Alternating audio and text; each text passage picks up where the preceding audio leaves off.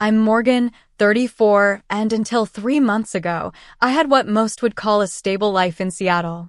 Then my parents died in a car accident, and everything changed.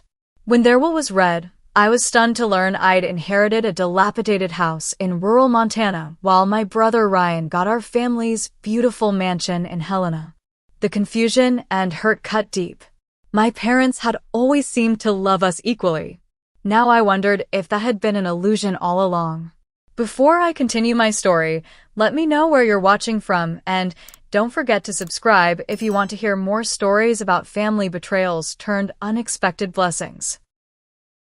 The day of the will reading remains painfully vivid in my memory. I sat in the mahogany-paneled office of my parents' attorney, Mr. Harrington, still numb from the funeral 2 days earlier. Ryan sat beside me, our relationship already strained by his insistence on handling all the funeral arrangements without my input. To my son, Ryan James Cooper, I leave our family home at 247 Pinecrest Road in Helena, Montana, along with all its contents and the sum of $200,000, Mr. Harrington read from behind his wire-rimmed glasses. Ryan nodded slightly, as though this was exactly what he expected. I felt a twist in my stomach. To my daughter, Morgan Elizabeth Cooper, I leave our property at 1582 Old Mill Road in Bitterroot Valley, Montana, along with all its contents and the sum of $50,000. The room went silent. I looked up, certain there must be more. "That's it?" I asked. Mr. Harrington looked at me sympathetically. "Yes, that concludes the distribution of your parents' primary assets." I turned to Ryan, whose face remained impassive. "Did you know about this?" "Mom and Dad made their decisions, Morgan." "We should respect that," he said, not quite meeting my eyes. I couldn't make sense of it. The family home in Helena was worth at least $2.8 million, a beautiful Victorian mansion our parents had meticulously restored over 20 years. I'd grown up there, celebrated birthdays in the garden, helped my mother plant roses along the fence. And now it belonged to Ryan. Meanwhile, I'd been left a rundown farmhouse built in the 1920s in one of the most remote parts of Montana. I'd only visited it once as a child when my father wanted to show us his hometown. I remembered peeling paint, creaking floorboards, and a musty smell that clung to my clothes for days afterward. My husband Travis tried to be supportive when I returned home that evening, shell-shocked and tearful. "Maybe there's something we don't understand," he suggested, pouring me a glass of wine. "Your parents wouldn't do this without a reason." "What possible reason could there be for giving Ryan everything and me next to nothing?" I asked, my voice breaking. "Dad always said he was proud of both of us equally." Travis squeezed my shoulder. "We should contest the will. It's clearly unfair." But I couldn't bring myself to do it. Despite the apparent inequity, these were my parents' final wishes. "No," I said firmly. "I don't want to drag this through court. Whatever their reasons, I have to respect their decision." That was the beginning of the tension with Travis. At first, he seemed to accept my choice, but as days passed, his comments grew increasingly pointed. "You're just going to let Ryan walk away with millions while you get a worthless shack?" he asked over dinner a week later. "It's not about the money," I insisted, though the unfairness stung deeply. "Of course it's about the money," Travis countered. "It's always about the money. Ryan knows it. Your parents knew it. Everyone knows it except you." Meanwhile, Ryan had completely withdrawn from my life. My calls went straight to voicemail. When I drove by the family home, I saw construction crews already beginning renovations. I caught a glimpse of Ryan directing workers, looking completely at ease in his new role as master of the estate. I tried reaching out to my parents' friends, searching for any clue about their decision. No one had answers. Some seemed uncomfortable discussing it, changing the subject whenever I brought it up. A month after the will reading, Travis's patience had completely evaporated. I came home from work to find him pacing in our kitchen, my inheritance papers spread across the counter. "I looked up your property," he said without preamble. "It's assessed at less than $80,000, and that's being generous." The land's not even particularly useful for farming. It's literally the definition of worthless. It's not worthless, I defended, though I had no idea what value it might hold. It was important to my dad. He grew up there. And he left it to you as what? A consolation prize? While golden boy Ryan gets set up for life. The argument escalated, bringing up issues in our marriage I hadn't realized were simmering beneath the surface. Travis's accusations grew harsher, that I was weak, that I let people walk all over me, that my refusal to fight for my rightful inheritance was just another example of my spinelessness. I'm done watching you roll over, he finally said, throwing up his hands. Pack a bag and go see this precious inheritance yourself. Don't come back until you grow a backbone and fight for what's yours. I stood there, stunned into silence. Are you kicking me out of our home? Consider it an intervention, Travis said coldly. Maybe hitting rock bottom will finally wake you up. That night, I packed a suitcase through tears, feeling abandoned by everyone I loved. First my parents with their baffling will, then Ryan with his cold shoulder, and now Travis throwing me out when I most needed support. As I loaded my car in the darkness, I made a decision. I would go to Montana. Not because Travis demanded it, but because I needed answers only that house might provide. The drive from Seattle to Bitterroot Valley took nearly 10 hours. I had plenty of time to replay every moment of the past 3 months, questioning everything I thought I knew about my family. The radio kept me company as I watched the landscape transform from urban sprawl to dense forests and finally to the sweeping vistas of western Montana. My GPS directed me down increasingly narrow roads until I found myself on a dirt path barely wide enough for my car. When it finally announced, "You have arrived at your destination," I sat in silence, staring at what was now my property. The 2-story farmhouse stood stark against the Montana sky, its white paint weathered to a dull gray. The wraparound porch sagged in several places, and at least 2 windows were boarded up. The red barn behind it leaned precariously to one side, its roof partially collapsed. Tall grass and wildflowers had reclaimed what might once have been a garden. "Oh, Dad," I whispered. "What were you thinking?" I forced myself to get out of the car, the gravel crunching beneath my feet as I approached the house. The front door stuck, requiring a firm push to open. Inside, dust motes danced in the shafts of afternoon light that managed to penetrate the grimy windows. The air smelled of neglect and forgotten memories. The furnishings were sparse and outdated. A sagging couch with faded floral upholstery, a wooden rocking chair, tables scarred with water rings. The kitchen contained appliances that belonged in a museum, and the cabinets held mismatched dishes coated with dust. I sank onto a kitchen chair, feeling the weight of my situation. My parents were gone. My brother wanted nothing to do with me. My husband had effectively thrown me out. And here I was, in a house that seemed to be actively decomposing around me. A knock at the door startled me from my thoughts. I opened it to find an elderly man with weathered skin and kind eyes. "Thought I saw someone drive up," he said. "You must be Morgan." "I'm Walter Jenkins, your nearest neighbor, though nearest is relative out here." He gestured vaguely toward a rooftop visible on a distant hill. "Nice to meet you," I said, surprised he knew my name. "Your father mentioned you'd be coming eventually," Walter said, his expression unreadable. "My father? You knew him?" Walter nodded. "James came by every few months to check on the place. Kept to himself mostly, but we'd share a coffee now and then." This was news to me. My father came here regularly? He never mentioned that. "Some things a man keeps to himself," Walter said cryptically. "James had his reasons. Not my place to speculate." He handed me a basket covered with a checkered cloth. "Brought you some basics. Store's a good 20 miles from here." After Walter left, his words echoed in my mind.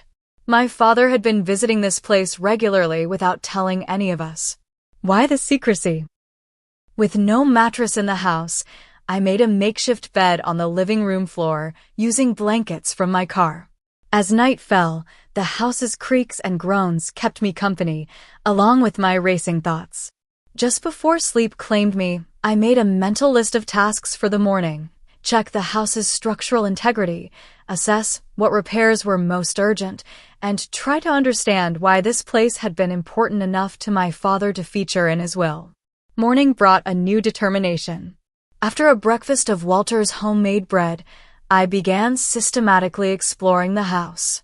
The ground floor contained the living room, kitchen, a small bathroom, and what might have once been a study. Upstairs were 3 bedrooms and another bathroom with ancient fixtures. As I examined the upstairs hallway, I noticed something odd. The dimensions didn't quite match what I'd expect based on the exterior. There seemed to be missing space. I ran my hands along the wall at the end of the hallway, feeling for inconsistencies. Behind a hanging quilt, I discovered the outline of a door, nearly invisible in the faded wallpaper. There was no handle, no visible way to open it. I stood there, puzzled, when I remembered something. My father's favorite book, The Great Gatsby, which I'd brought with me as a memento. He always kept his copy on his nightstand, reading it repeatedly over the years. On impulse, I retrieved it from my suitcase. Flipping through the pages, I found what I was looking for, an old-fashioned key taped to the inside back cover with a note in my father's handwriting, for when you're ready to understand. My hands trembled as I fitted the key into a nearly invisible keyhole in the hidden door. It turned with surprising ease, and the door swung inward to reveal a room that took my breath away. Unlike the rest of the house, this room was immaculate, preserved exactly as my father must have left it. A roll-top desk dominated one wall, its surface organized with neat stacks of papers. Bookshelves lined another wall, filled with leather-bound volumes. A comfortable leather chair sat angled toward the window, which offered a spectacular view of the distant mountains. This was my father's sanctuary, hidden away in this seemingly worthless house. On the desk lay a sealed envelope with my name written in his familiar handwriting. With shaking fingers, I broke the seal and began to read. My dearest Morgan, the letter began in my father's distinctive handwriting. If you're reading this, then I'm gone and you've found your way to Bitterroot Valley. I'm sorry for the confusion and hurt my decisions have likely caused you. Please know that what might seem like favoritism toward your brother is anything but. This house holds secrets and value that aren't immediately apparent, which is precisely why I've entrusted it to you rather than Ryan. I paused, blinking back tears. My father had anticipated my feelings of betrayal. I continued reading. This property has been in our family for 4 generations. I grew up in these rooms, as did my father before me. What you see as dilapidation, I see as history waiting to be honored. But there's more to this inheritance than sentimentality. In the safe behind your grandmother's portrait in my office, you'll find the beginning of a trail I've left for you. The combination is your birthday. I looked up from the letter to see a large portrait I hadn't noticed before, a stern-faced woman in early 20th century clothing. Carefully lifting it from the wall revealed a small wall safe. I entered my birth date, and the door swung open. Inside was a leather portfolio containing yellow documents, photographs, and a smaller envelope labeled First Clue. I spread the contents across the desk, overwhelmed by this treasure trove of family history. The photographs showed the house in its prime, a beautiful farmstead with meticulously maintained grounds and a thriving orchard. In one image, a man who strongly resembled my father stood proudly on the porch, dated 1923. The caption identified him as Harold Cooper, my great-grandfather. The documents included the original deed to the property, historical records, and newspaper clippings. One headline from 1925 caught my eye: Cooper Farmhouse designated historical landmark. According to the article, Harold Cooper had been a significant figure in Montana's early conservation movement, using innovative sustainable farming practices decades before they became mainstream. The First Clue envelope contained a cryptic note, where the water flows beneath but never shows. It was written in my father's hand, alongside a small, hand-drawn map of the property with an X marking a spot behind the barn. I spent the rest of the day following my father's elaborate treasure hunt across the property. Each clue led to another, revealing different aspects of the house's history and significance. Behind the barn, I discovered an old well covered by wooden planks containing a waterproof container with more documents and the next clue. This led me to a hollow tree stump holding a key to a locked cabinet in the barn, which contained architectural plans. These weren't just any plans, they were my father's vision for restoring the property. Detailed drawings showed the farmhouse returned to its former glory, the barn converted into an educational center, and the surrounding land transformed into demonstration plots for sustainable agriculture. Attached was a business plan for turning the property into a living history museum and environmental education center. As evening approached, I found myself in the cellar, using my phone's flashlight to examine faded markings on the stone walls. According to my father's clues, this cellar had once been a stop on the Underground Railroad, adding another layer of historical significance to the property. My exploration was interrupted by my phone ringing, Travis calling for the first time since I'd left Seattle. "So, have you come to your senses yet?" he asked without preamble. "I've discovered that this place isn't what it seems," I said, trying to contain my excitement. "Dad left me clues, Travis. This house has incredible historical value, and he had plans for it." "Historical value doesn't pay bills, Morgan," he scoffed. "Ryan's probably already meeting with interior designers for the mansion while you're playing scavenger hunt in a tetanus factory." His dismissal stung, but something had shifted in me. "You don't understand. This isn't just about money." "It's always about money," Travis insisted. "Whatever sentimental journey your father sent you on doesn't change the fact that he left your brother millions and you scraps." After we hung up, I sat on the cellar steps, hurt but increasingly determined. Travis couldn't see what I was beginning to understand. My father had entrusted me with something he valued more than the mansion in Helena. He believed I would appreciate the history, the connection to our ancestors, the potential for preserving something meaningful. The next morning, I ventured into town to buy groceries and was surprised when the elderly cashier recognized my name. "You're James Cooper's daughter?" she asked, her face lighting up. "Your father was such a wonderful man. He would come in whenever he visited and always asked about my grandchildren." Throughout the day, I encountered more people who knew my father. The hardware store owner recalled him buying supplies for small repairs on the farmhouse.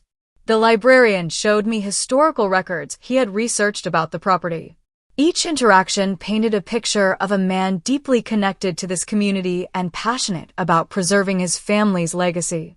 When I returned to the farmhouse, I continued following the trail of clues, which led me to a hidden compartment in the attic containing my father's journals.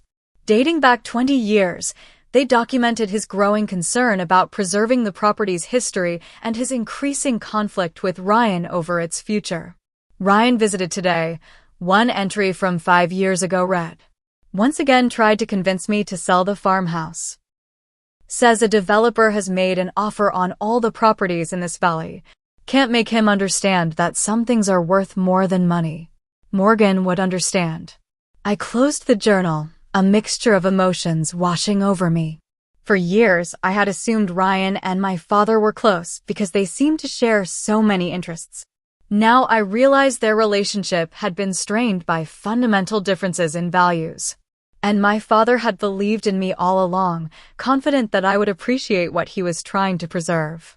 As I continued exploring, the house gradually revealed its secrets.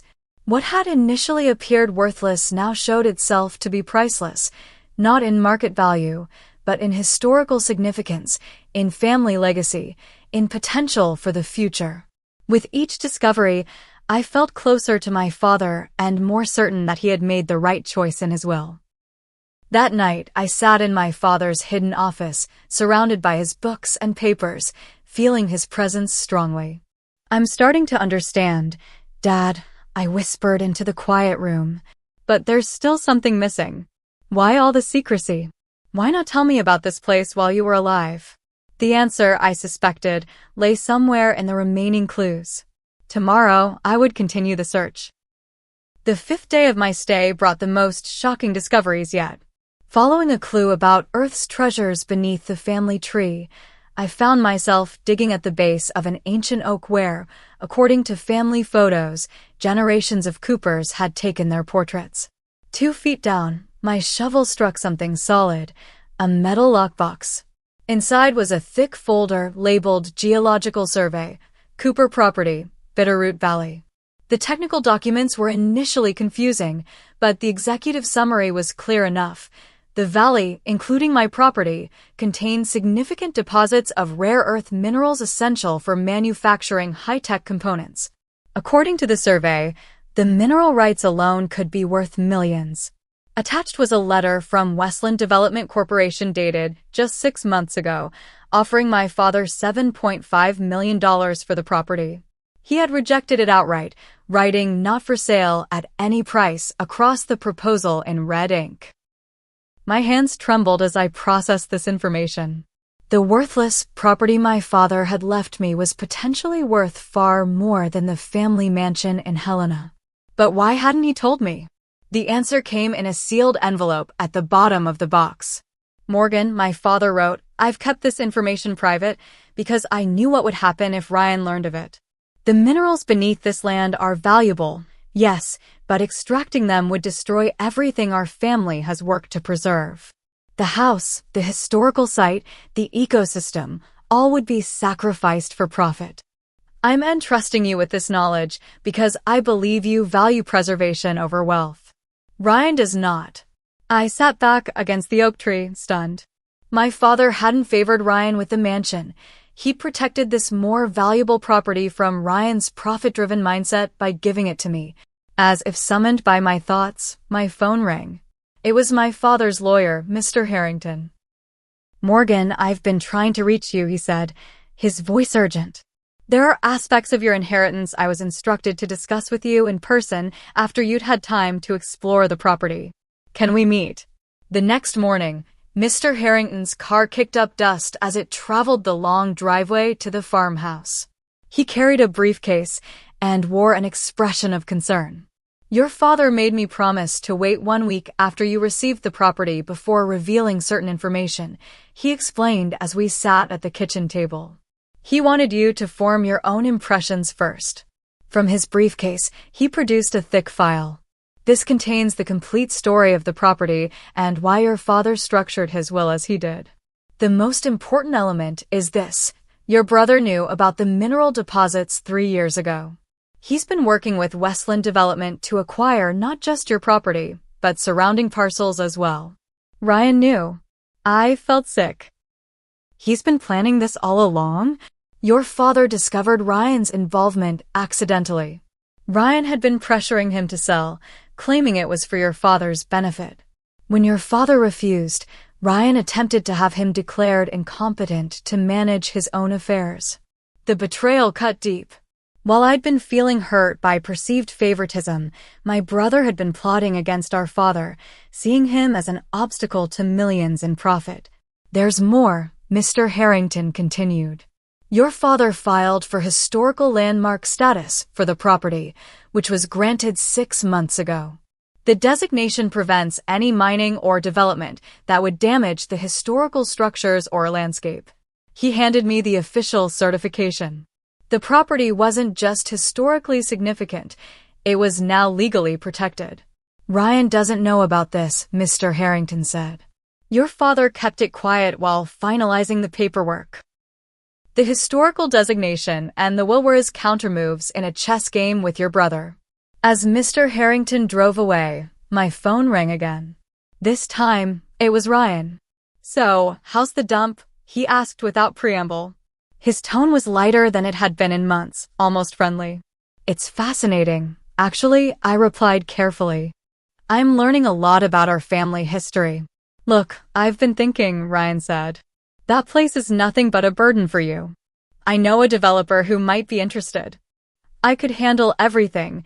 You wouldn't need to do a thing except sign the papers." "What developer?" I asked, though I already knew. Just a company looking to build in that area.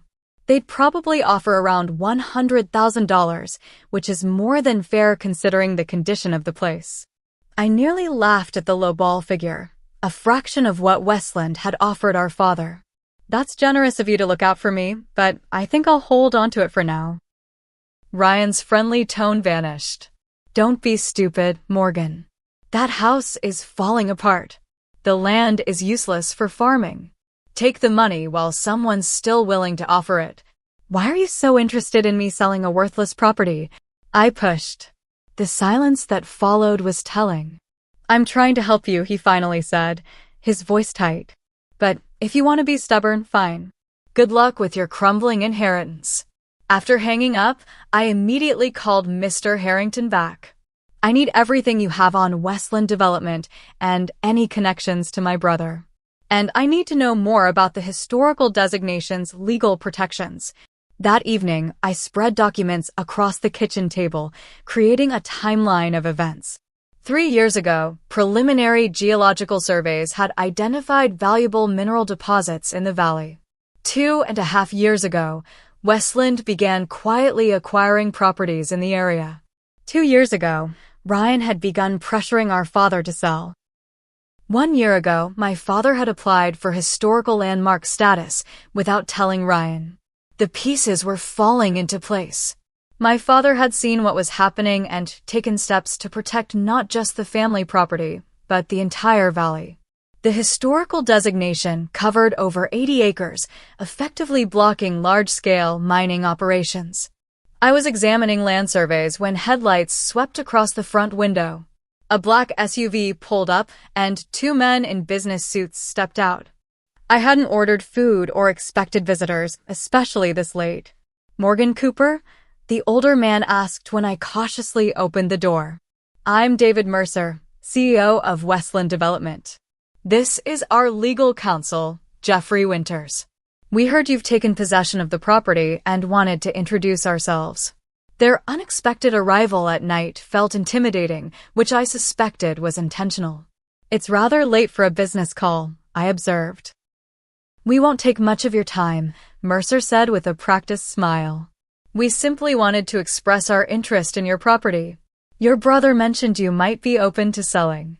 Of course, Ryan had contacted them immediately after our call. I'm not considering selling at this time, I said firmly. Mercer's smile tightened. Perhaps you're unaware of the property's condition. Our initial offer of $150,000 is quite generous considering the extensive repairs needed. They'd already raised the offer from what Ryan had mentioned. Thank you for your interest, but as I said, I'm not selling. Miss Cooper, the lawyer interjected, your father was resistant to progress. We hoped you might be more practical. We're prepared to offer $250,000, but that offer won't remain open indefinitely. Their increasingly transparent attempts at manipulation strengthened my resolve. Gentlemen, it's late, and I'm not interested in selling my family's historical landmark property. Not for $250,000, not for any price. At the words historical landmark, the lawyer's expression changed. What did you say? This property was designated a historical landmark 6 months ago, I said, enjoying their obvious surprise.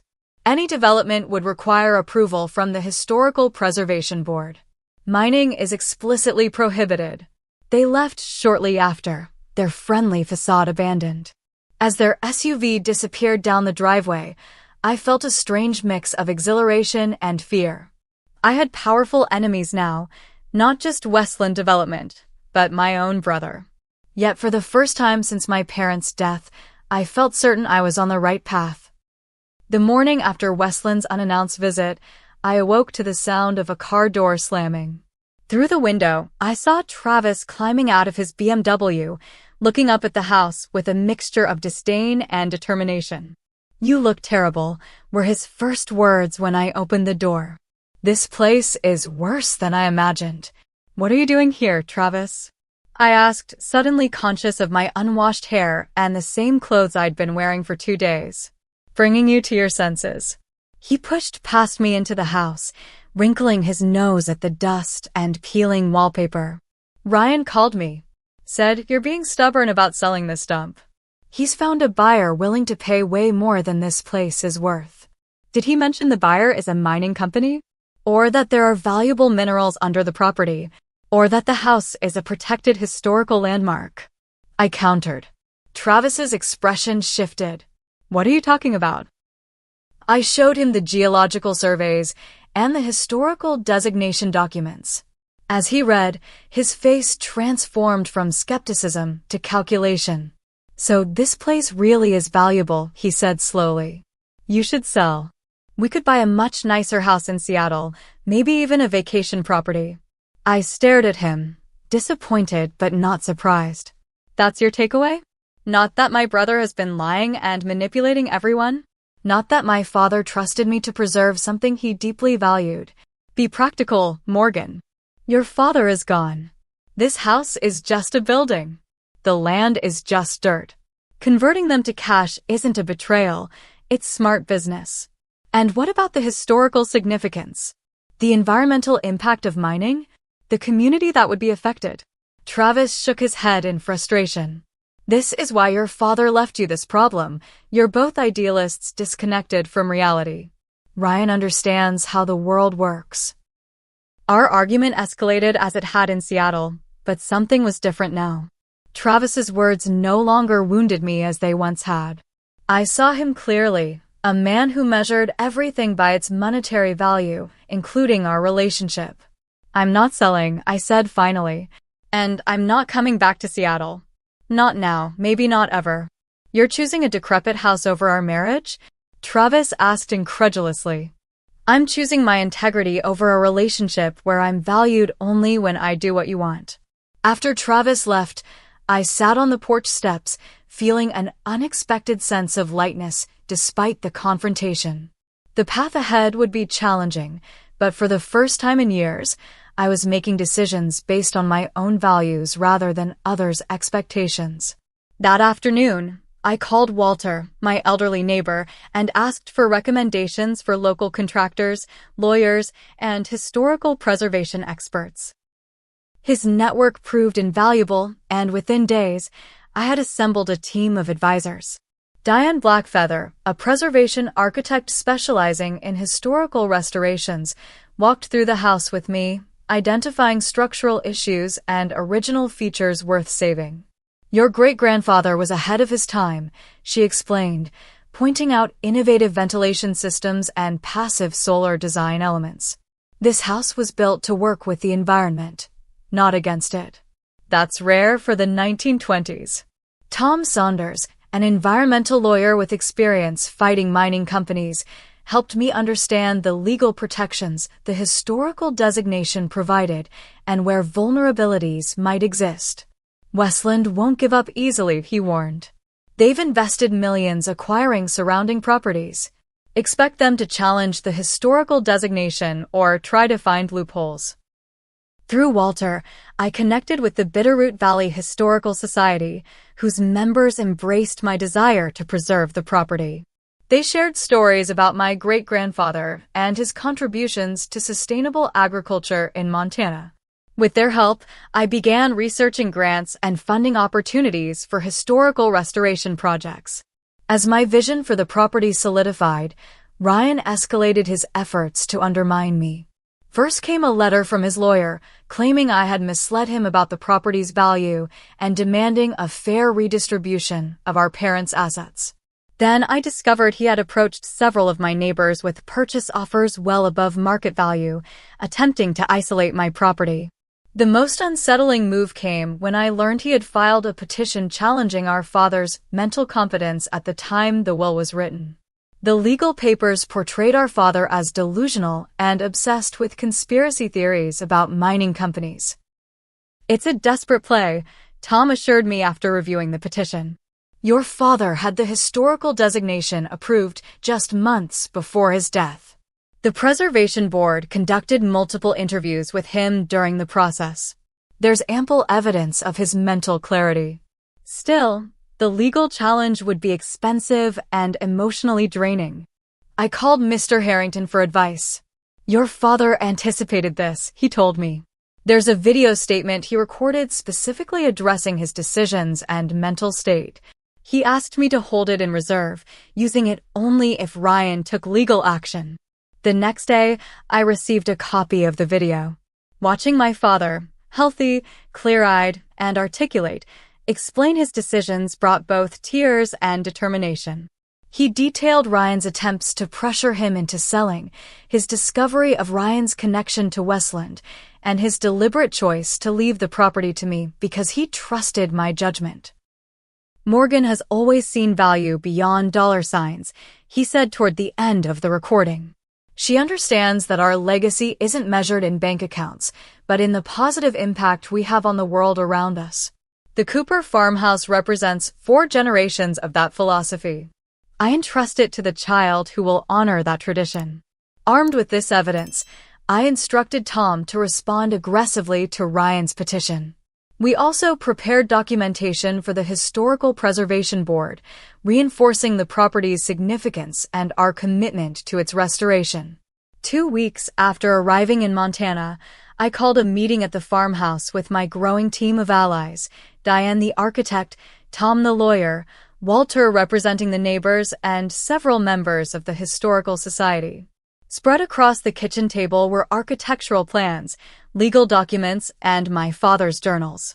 "Westland and my brother want this to be about money," I told the group. But my father understood it's really about values. "This house represents a philosophy of living in harmony with history and nature. That's what we're fighting to preserve."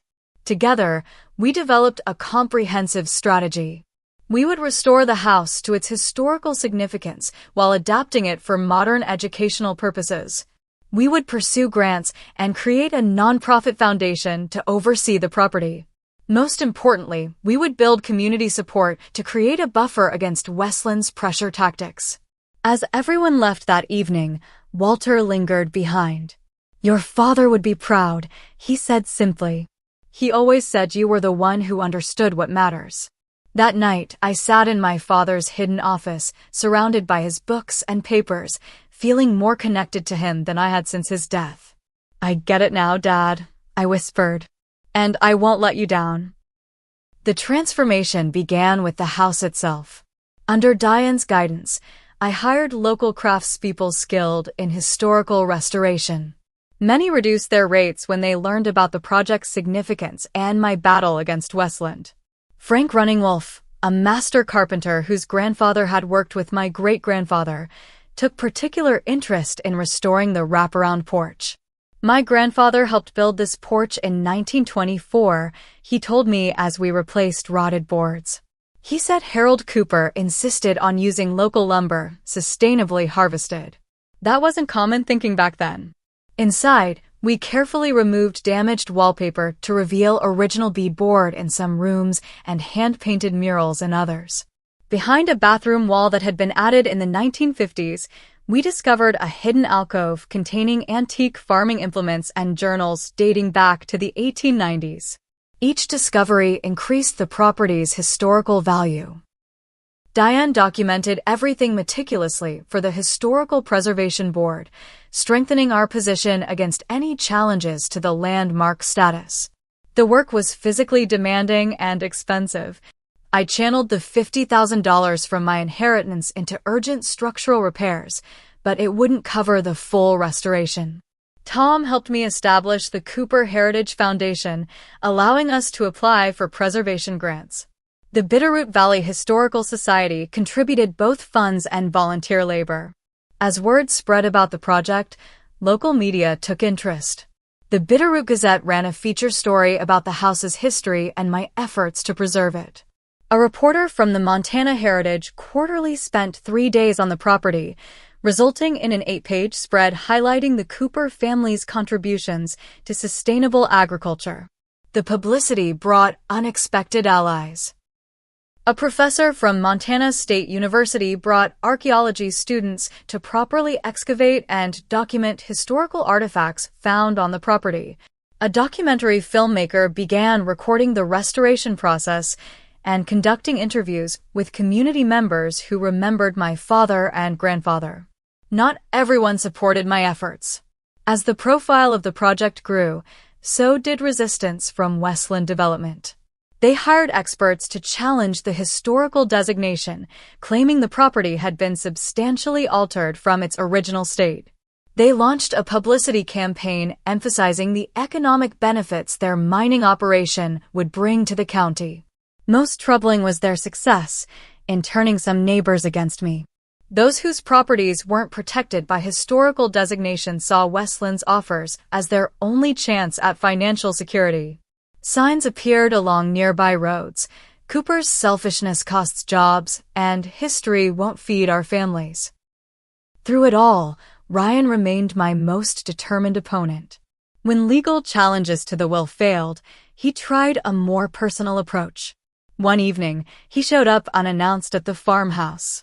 "This place is looking better," he admitted grudgingly, surveying the partially restored porch. "You've put a lot of work into it." "That sounds almost like a compliment," I said, cautiously offering him a seat on the porch swing. "Look, Morgan, we've been fighting for months. It's exhausting. I miss my sister." His tone was conciliatory, but something in his eyes remained calculating. "What if we found a compromise? Westland would pay you $5 million for just the mineral rights. You could keep the house and surrounding 5 acres with the historical designation intact." The offer was tempting, financially generous, and seemingly reasonable. But I remembered my father's words about the ecosystem being as valuable as the house itself. "The minerals can't be extracted without damaging the groundwater and surrounding landscape," I said. "You know that." Dad knew that. Ryan's friendly facade cracked. Dad was living in the past. He couldn't see the bigger picture. Actually, I think he saw a much bigger picture than either of us initially understood. I stood up, signaling the end of our conversation. "I'm not selling, Ryan. Not the house, not the land, not the mineral rights." His expression hardened. "Then prepare for a fight. Westland has resources you can't imagine. This little preservation project will crumble just like this house should have years ago." After Ryan left, I wondered if I was being foolishly stubborn. $5 million could do a lot of good, including proper restoration of the house. But that night, I dreamed of my father showing me the native plants on the property, explaining how they cleaned the groundwater that fed the valley. I woke with renewed certainty that I was making the right choice. The next phase of the project brought unexpected joy. As we cleared decades of overgrowth from the property, we discovered the remains of my great-grandfather's experimental garden. With help from the university's agricultural department, we began restoring it using his original notes as a guide. The barn, which had seemed beyond saving, revealed its own surprises. Beneath collapsed sections of roof, we found an intact workshop containing handcrafted tools and furniture. More valuable were the detailed plans for water conservation systems that had been revolutionary in the 1920s but remained relevant today. 3 months into the restoration, Travis filed for separation. His lawyer's letter cited irreconcilable differences and abandonment of the marital home. Reading it, I felt sadness, but no regret. The woman who had left Seattle under pressure from her husband no longer existed. In her place was someone stronger, more purposeful, more true to herself. I responded with a simple agreement to his terms, requesting only my personal belongings from our shared home. My life was in Montana now, among people who valued what I valued. As summer turned to fall, the Cooper farmhouse slowly reclaimed its dignity. Fresh, white paint brightened its exterior. Repaired windows reflected the mountain sunlight.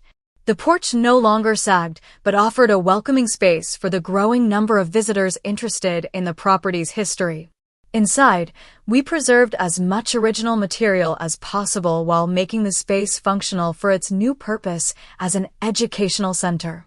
We installed modern plumbing and electricity, but kept the character-rich imperfections that told the story of a house well lived in across generations.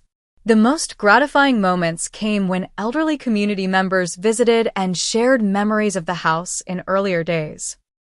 Marian Wilkins, 92, arrived with photographs of herself as a child attending harvest festivals on the property in the 1930s.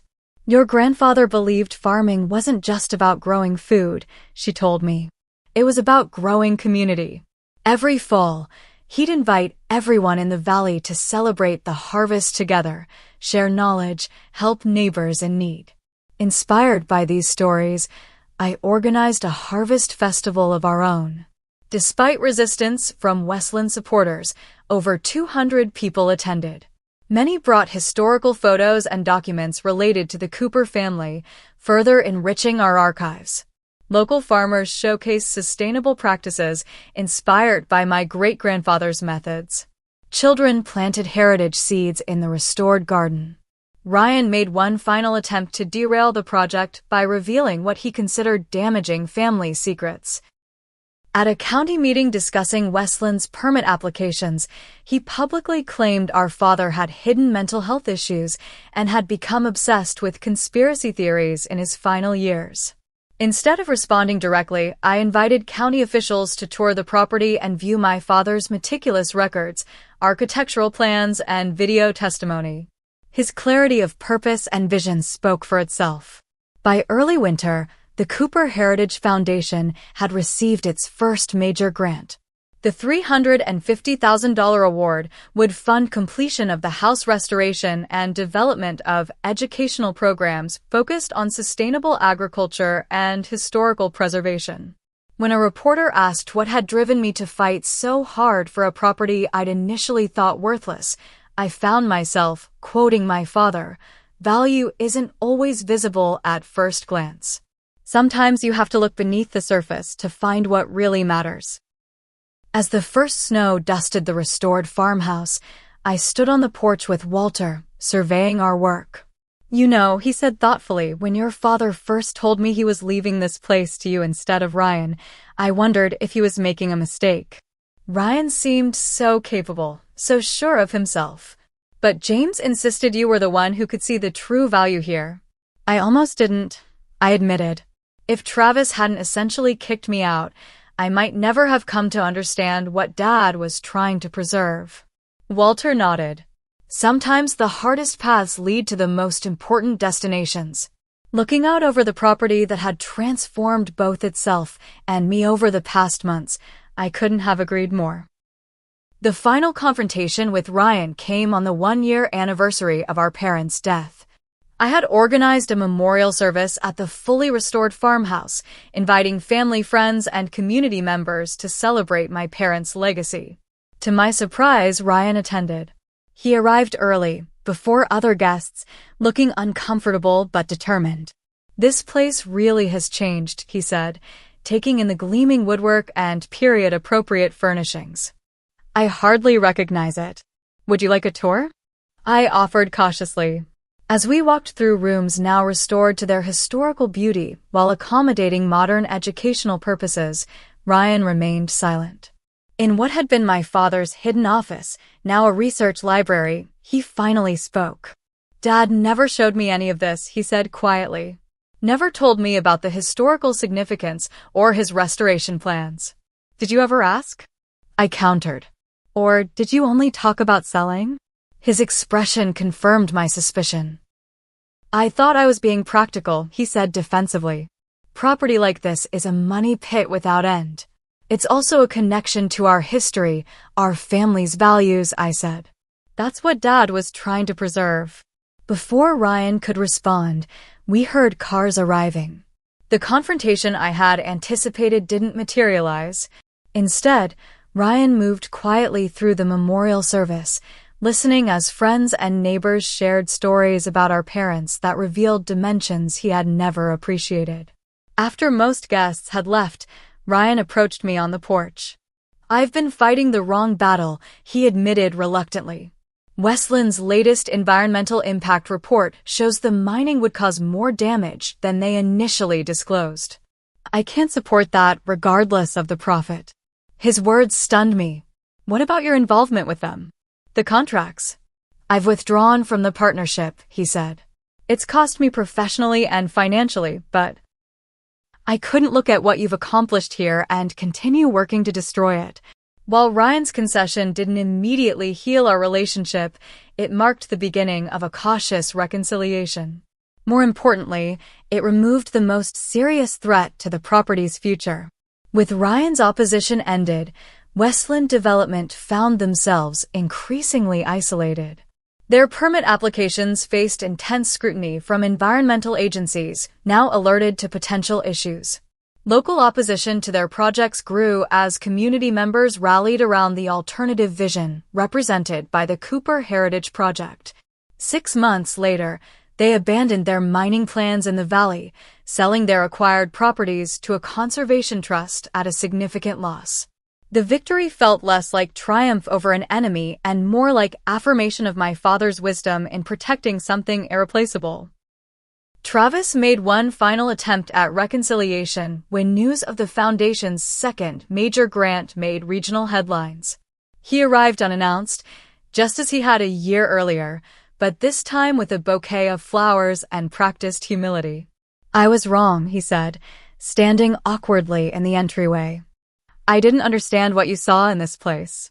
But you've created something remarkable here."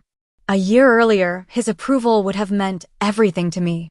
Now, I recognized it for what it was, acknowledgement of success rather than understanding of purpose. "Thank you," I said sincerely. "But we want different things from life, Travis. We always did. I just couldn't see it clearly before." Our divorce finalized without acrimony. Travis returned to Seattle and his definition of success. I remained in Montana, building a life aligned with values I'd discovered were mine all along. The grand opening of the Cooper Heritage Center attracted visitors from across the state. University researchers presented findings on my great-grandfather's agricultural innovations that remained relevant to modern sustainability challenges. Local schools developed curriculum around the property's historical significance. Tourism brought unexpected economic benefits to the community that had initially resisted my preservation efforts. On a perfect autumn day, much like the one when I'd first arrived at the property, I sat on the porch with a leather-bound journal my father had left in the hidden safe. I had saved it for last, somehow knowing it contained his most personal thoughts. The final entry, dated just weeks before the accident that took his life, brought tears to my eyes. "Visited the farmhouse today. The restoration will be Morgan's project, not mine. She doesn't know it yet, but this property will be her inheritance.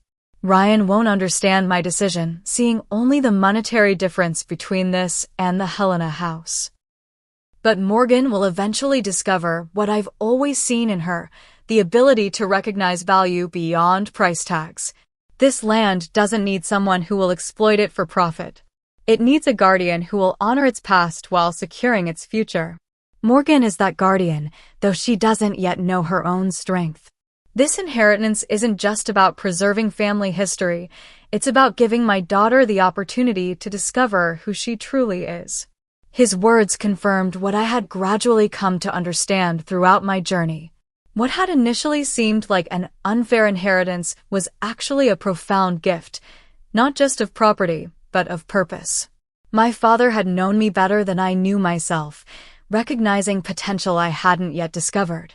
The rundown house that had once seemed worthless had revealed layers of value, historical significance, environmental importance, community heritage, and personal growth. By entrusting it to me rather than Ryan, my father hadn't been showing favoritism, but profound understanding of his children's characters and capabilities. Now, as I watched visitors exploring the property that had transformed both itself and me, I felt a deep sense of gratitude for my father's wisdom. What had begun as a painful journey of perceived rejection had become a path to self-discovery and meaningful contribution. The Cooper farmhouse stood proudly against the Montana sky, no longer crumbling but restored, not just to its former glory but to renewed purpose. Like the house, I too had been restored, finding strength I hadn't known I possessed and values that would guide me forward. As the sun set behind the mountains, casting golden light across the porch where generations of my family had sat before me. I felt my father's presence strongly. "I understand now, Dad," I whispered. "Thank you for believing in me before I believed in myself." Have you ever received a gift that seemed disappointing at first but turned out to be exactly what you needed? Or discovered strength in yourself that you didn't know existed? I'd love to hear your stories in the comments below. And if this journey of discovery resonated with you, please like, subscribe, and share with others who might need a reminder that sometimes what appears to be our greatest challenge becomes our most meaningful opportunity. Thank you for joining me on this journey, and I wish you the wisdom to recognize the true value in your own life's unexpected inheritances.